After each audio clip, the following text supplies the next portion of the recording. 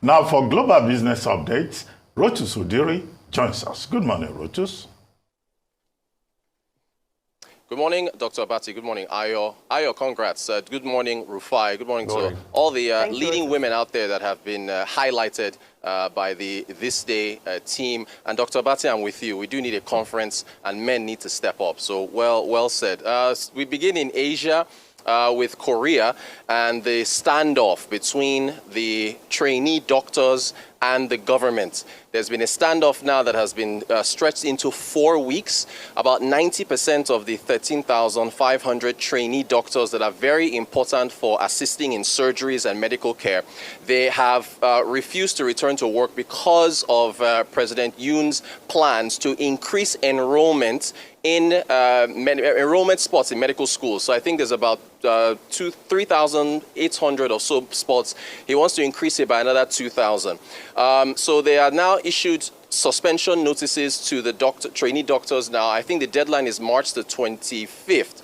If they do not respond to that notice, they will be suspended. So basically, the public is behind the government. They feel that there need to be more enrollment spots so that the amount of time it takes to receive medical care in Korea is reduced. So we'll see how things move there. We go to the United States and jobs data. We previewed this on Friday morning. The U.S. continues to create jobs, 275,000 in February, although January's number was revised downwards by 167,000 or so.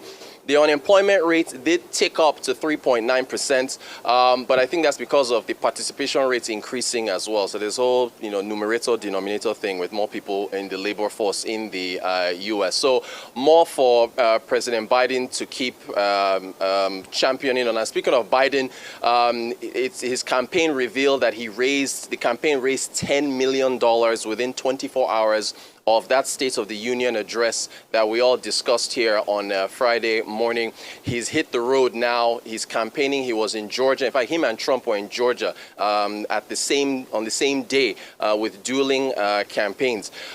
Still in the U.S., TikTok this week, Congress is going to be voting on whether or not they're saying it's not a ban. What they're saying is they want to make ByteDance, which is the parent company of TikTok, to sell the company and sell it to somebody else because they feel that TikTok is being used to spy on Americans. This is one of the few things that Democrats and Republicans wholeheartedly agree on. I think it's going to be, they've showed a lot of support for it. There will be a vote. After that, it goes to the Senate, and then the Senate will probably, vote on it, and then it goes to Biden's desk. The White House has said that they will sign it if that gets to Biden's desk. Now, on Trump's side, very interesting. Trump initially supported this ban on TikTok, but now he has reversed himself, and he says he's questioning the ban. What a lot of folks are saying is that he has met with an unnamed billionaire investor, a billionaire donor to his campaign, and that particular donor is heavily invested in ByteDance and TikTok, and so they're saying that money is the reason why Trump has now turned around and no longer supports a ban on TikTok. So we'll see how things develop on that front. You kind of mentioned Oppenheimer. I've been talking about Oppenheimer since last year, what it means for science and technology, what it means for education, all the nuggets of wisdom in that movie. Christopher Nolan winning, I think, his first Oscar, Cillian Murphy getting Best Actor, and my favorite, Robert Downey Jr. getting Best Supporting Actor. This movie made almost $1 billion at the U.S. box office. It was one of the most profitable movies in 2023, and it got about 7 Academy Awards. So well done to Christopher Nolan and the rest of it. And Hollywood is banking on all these Oscar-winning films juicing streaming and so on and so forth. So there's a revenue end to winning an Oscar. I think, come to Nigeria now. There was an article in This Day newspaper, Nigeria's newspaper of record, about experts suggesting that the government should control input prices for farming. Basically, what your fertilizers, your grains and so on and so forth for animal feed. Can the government do that?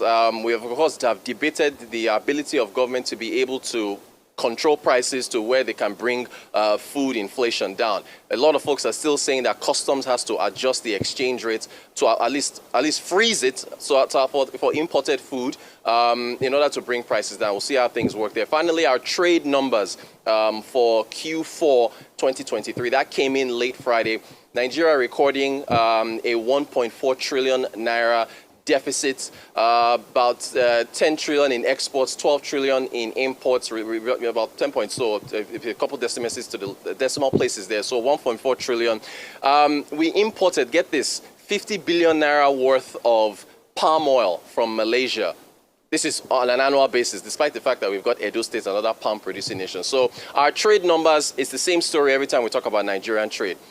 80% of exports are crude. But funny enough, the imports, the highest amount was machinery and transport equipment. So there's a lot to be said for our manufacturing base, exchange rate impact, and so on and so forth. That is our update for today. I mean, and that you just put a finger on is the problem of Nigeria. We don't export high quality earning goods. It's just raw material we churn out. I mean, look at AGOA. Most of the export we do through AGOA, which is tariff-free, is still crude, where we're supposed to have refined products and things like that. And look at it, over the years, we have learned how not to add value to products as a country. I mean, when you say we import 50 billion from Malaysia on palm oil, I just laughed. Because, I mean, the story has been told ad nauseum, but some people have even discounted as that story, that it's not true, that they didn't get the Piscifera seeds or the Tenera seeds from here. But whatever the story is the fact that we had immense viability in the agricultural sector, but over the years, we have not been able to scale where we add value to those products, and that's the problem we have. And that's why you see that definitely what we export and we import will far away each other. So how can we add more value? It goes back to what you're always talking about. We need power. We need power. We need to be able to produce within and make it cost effective. And that's why it segues to the other story we were talking about, that, you know, the input of agricultural products, if government can reduce the price, I don't think they can. Because let me tell you, one of the most important inputs in agricultural produce today is your diesel, your petrol, your fuels that you use to power the irrigation engines and everything. Are you going to keep the price of diesel cost us after you've deregulated it? So that's why that analogy, I'm sure it's going to be a terrible one. But I'll go with what has been said before as regards, you know, removing tariff from these imports, removing the tariff from these imports to be able to hold the cost of these imported grains and things like that, and expand on production capacity. Because if we can truly expand on production capacity, we can do it. I'll give you an instance. In the 70s, I think we did about over 400,000 tons of cocoa. That's still the benchmark. We've not done beyond that in over 50 years. So we're not even producing enough, and that's why the conversation comes up about improved variety. We've not been able to do a lot. The African Development Bank with Dr. Adesina was talking about helping us with wheat, just like I was saying the other day, that there are a heat-resistant strain of wheat, which has nothing to do with cancer. So if we can farm that and do a whole lot more. So there's so much work to be done. There's another story that was making the rounds that was talking about the fact that because of the bad planting season, most of our watermelon farmers in Bauchi are now moving over to Cameroon. That's another thing we should look at. All right, very quickly, I'd just like to touch on the ByteDance U.S. Conversation. Like you mentioned, next week, the Congress will be voting as to whether to ban TikTok, which has its parent company as ByteDance. But looking at the business side of things, Rotus, while I understand the argument about U.S. national security, we also realize that ByteDance is a big threat to Meta, which is a U.S. company. Only last year, end of last year in November, ByteDance had recorded or posted a $29 billion profit, just $3 billion short of what Meta posted at the same time. Obviously, both coming from ad revenue. So there's that business conversation as well.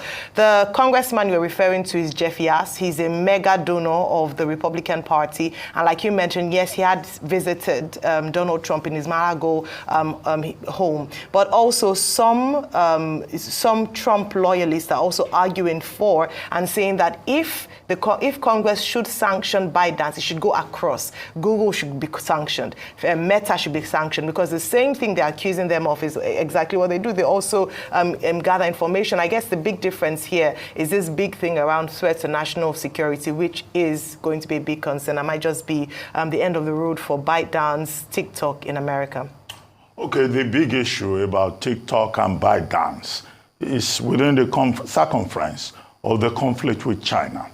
You recall that in the State of the Union address, President Biden referred to it when he said, yeah, he will compete with China. He's not looking for conflict.